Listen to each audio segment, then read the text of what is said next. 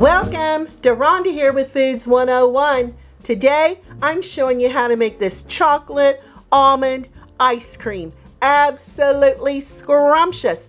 And the best part about all this is you're not going to need an ice cream maker to make it. That's right, you're not going to need an ice cream maker. The ingredients you're going to need is 1/2 cup of unsweetened cocoa powder, 2 cups of heavy whipping cream or 1 16-ounce container, 1 14-ounce can of your sweetened condensed milk.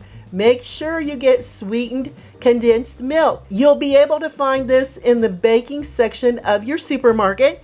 And you're going to need 1 cup of almonds, and I'm going to toast these and show you how to do it. So let's get started. I'm using whole raw almonds. With a chef's knife, I'm going to roughly just chop them down. At this point, you want your oven preheated to 350 degrees Fahrenheit. I've got my almonds chopped down into the desired pieces that I like, and if you want to chop it finer, you can. If you want to leave your almonds a little bit more whole, you may. And if you want to use those sliced almonds, you may do that too. I'm going to transfer this over here on a cookie sheet that I've lined with parchment paper. You can see I chopped my almonds on parchment paper as well because it makes it just a lot easier to add here to the baking sheet. You want to shake it out, just spread it out a little bit so you can have an even single layer, and these are off to that 350 degree preheated oven on the middle rack for the next 3 minutes. Use your timer and no peeking. Just taking our toasted almonds out of the oven, and oh my goodness, if you could smell the fragrance of these toasted almonds. Yum! Now the trick is to get your almonds off your cookie sheet that's hot as quickly as possible, because you don't want your almonds sitting on a hot cookie sheet because they're going to over toast, and it's definitely something you want to avoid for our chocolate almond ice cream. Let these cool completely. Meanwhile, I'm adding my heavy whipping cream into a large bowl here that is attached to my stand mixer. I'm using the whisk attachment here, and if you don't have a stand mixer, you can just go ahead and use a regular whisk, or you can use a handheld beater. I'm going to start on low and turn it to medium. This is going to take about 2 or 3 minutes, and then I'm going to turn it up a little higher, and we've got it on medium high, which is number 9 here on the KitchenAid.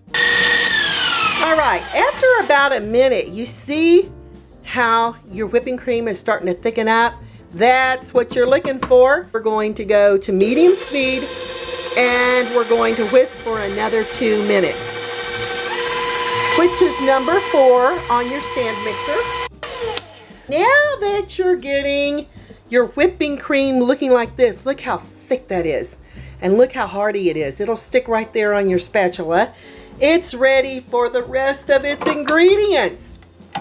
Make sure you get it all off your attachment there. You don't want to over mix your whipping cream.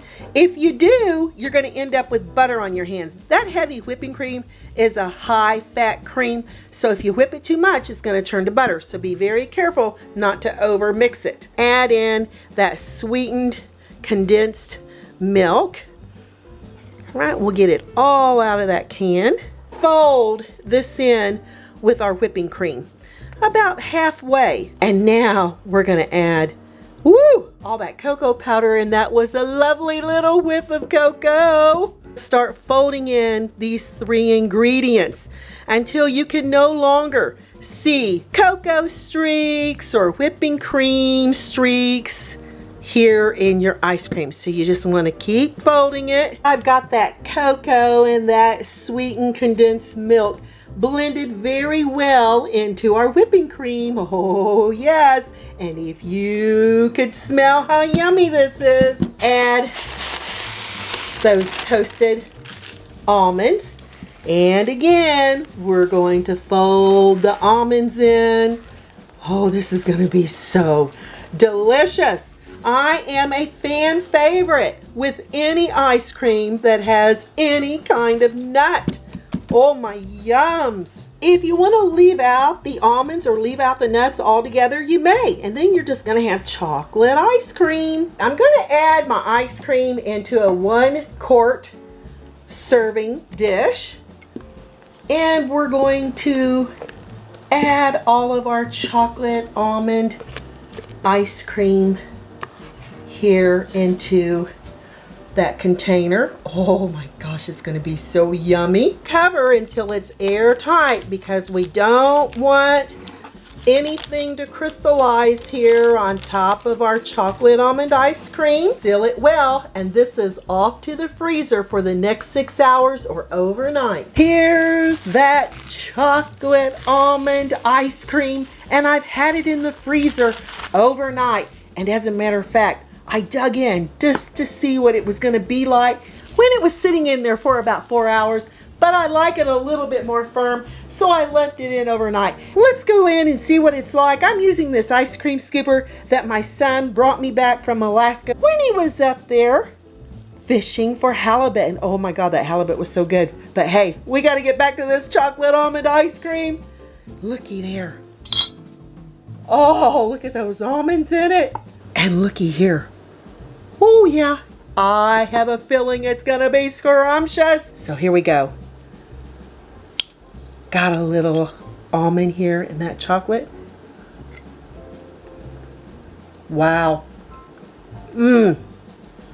Smooth. Creamy.